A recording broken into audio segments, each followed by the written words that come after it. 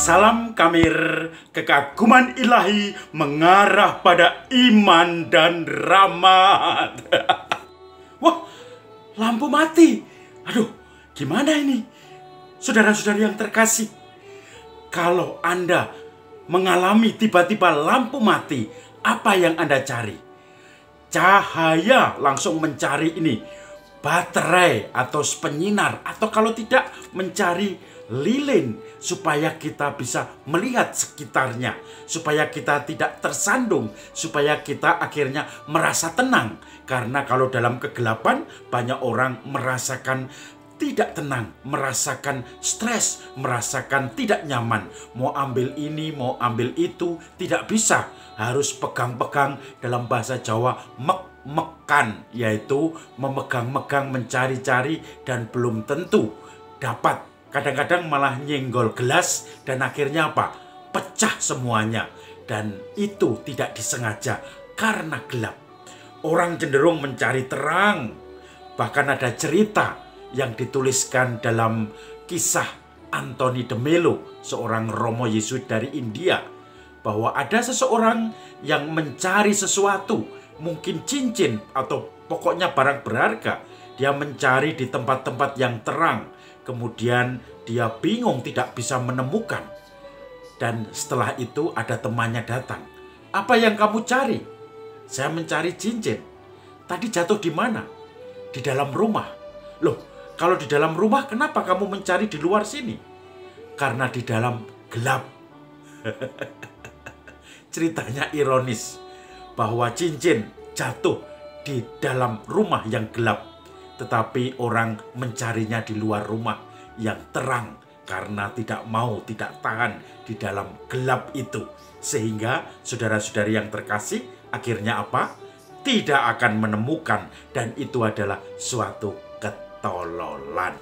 Saudara, terang lagi, lampunya menyala, saudara-saudari yang terkasih.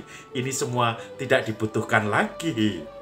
Saudara-saudari yang terkasih, Injil hari ini juga berbicara tentang cahaya berkilau-kilauan ketika murid-murid sedang mengikuti Yesus, dan secara khusus 3 murid, Petrus, Yohanes, dan Yakobus, ikut Yesus mendaki gunung Tabor.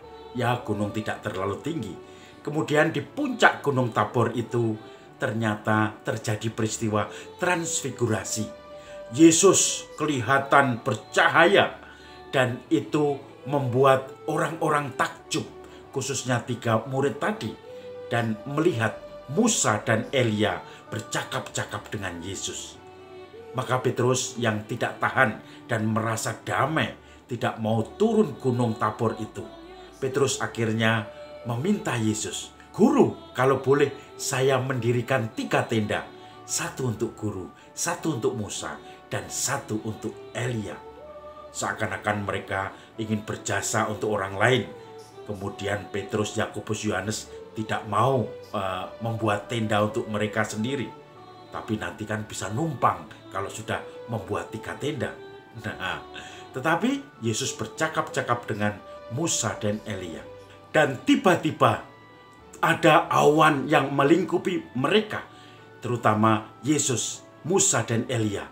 Dan terdengar suara seperti gemuruh. "Inilah anakku yang kukasihi, dengarkanlah dia." Dan saudara-saudari yang terkasih, ketika sadar Petrus, Yakobus, dan Yohanes melihat hanya tinggal Yesus, dan Musa dan Elia sudah tidak ada lagi.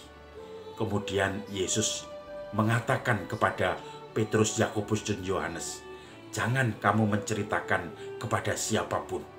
Saudara-saudari yang terkasih, Yesus dalam kemuliaannya penuh dengan cahaya, dicari oleh banyak orang, membuat Petrus kerasan, dan akhirnya lupa harus turun gunung menghadapi kegelapan, supaya cahaya dari Tuhan semakin terang di tengah-tengah kegelapan, di tengah-tengah kesulitan hidup. Maka mereka pun menuruni gunung itu.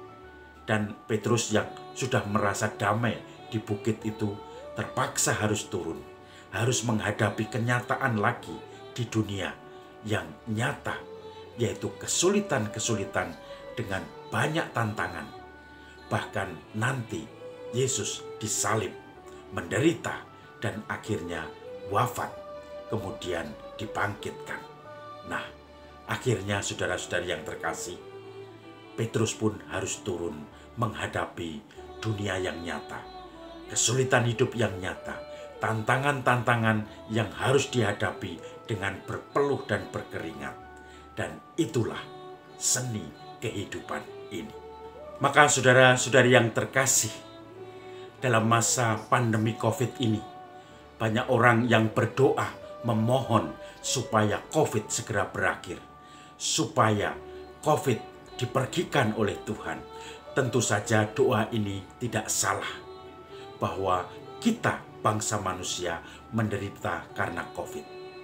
Kita hanya bisa memohon, tetapi juga jangan lupa bahwa kita harus juga memohon kekuatan, rahmat secukupnya untuk menghadapi COVID ini, kalau memang COVID masih berlangsung sedikit lama lagi. Maka dengan rahmat Tuhan, kesabaran kita, daya tahan kita, doa-doa kita, latihan kerendahan hati kita di hadapan Tuhan, bahwa kita ini seperti sebutir debu di tengah-tengah lautan alam semesta ciptaan Tuhan sendiri. Maka marilah saudara-saudari yang terkasih, kita selain mohon supaya COVID segera hilang dari bumi ini, tetapi juga mohon kekuatan kita diberi rahmat secukupnya untuk menghadapinya, supaya membentuk kita dalam kedisiplinan, kesabaran dengan protokol kesehatan, dengan isolasi baik mandiri maupun yang dirawat di rumah sakit, dengan PPKM, dengan tentu saja masker, hand sanitizer, jaga jarak, dan sejauh mungkin menghindari keluar rumah kalau tidak sungguh-sungguh penting sekali. Oh, mati lagi lampunya. Oh ya sudah, salam kamir, kekaguman ilahi mengarah pada iman dan rahmat.